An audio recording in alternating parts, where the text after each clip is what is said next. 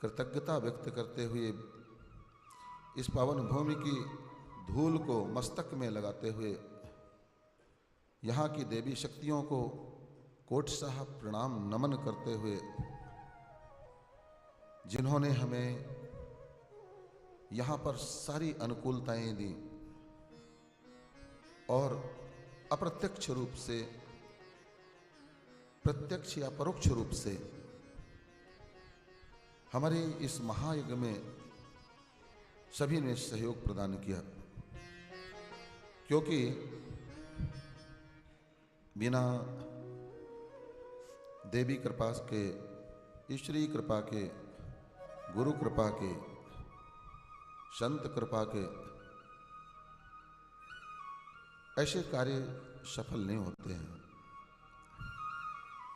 आपका पुण्य और परमात्मा का आशीर्वाद दोनों ने ही इस कार्य को पूर्णता तक पहुंचाया है।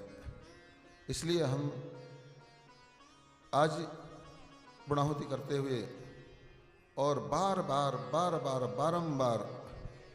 साष्टांग दंडवत प्रणाम करते हुए गंगा मैया को, इस भूमि को, गायत्री माता को, ऋषियों को,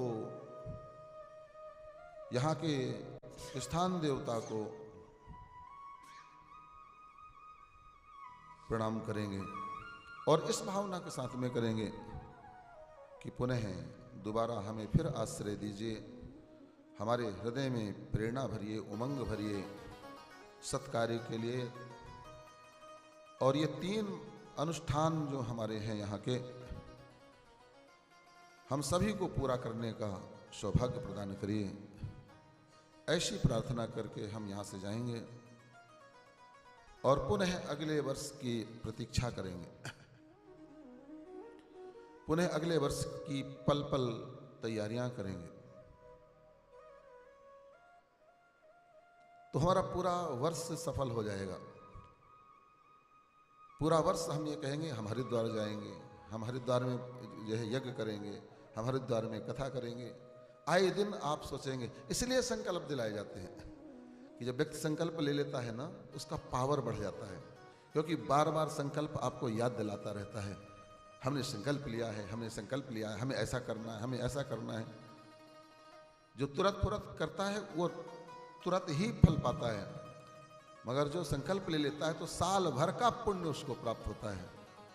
साल भर वो बार बार चिंतन में आता है, हरिद्वार जाऊंगा, यज्ञ करूंगा, राम कथा का श्रवण करूंगा, और 1 से नहीं 4 से बोलेगा, 10 से बोलेगा।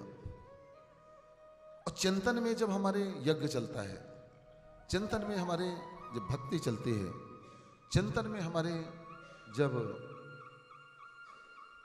यज्ञ कार्य, परमात्मा आध्यात्मिक कार्य ये चलते हैं, तो उसका कई गुना हमें फल प्राप्त होता है। चिंतन ही तो सबसे बड़ा महत्वपूर्ण है। चिंतन में जो चलता है व्यक्ति वैसा ही बन जाता है। इसलिए परमात्मा से हम बार बार प्रार्थना करेंगे कि प्रभु ऐसा अवसर अवश्य देते रहना। 6 महीना में एक बाहर की कथा और यज्ञ का हमारा रहता है कि 6 महीना में एक करेंगे तीर्थ में। तो अब आज से 6 महीना बाद पुनः वृंदावन का संयोग बन रहा है, बाकी बिहारी बुला रहे हैं शायद, तो अप्रैल, लास्ट अप्रैल में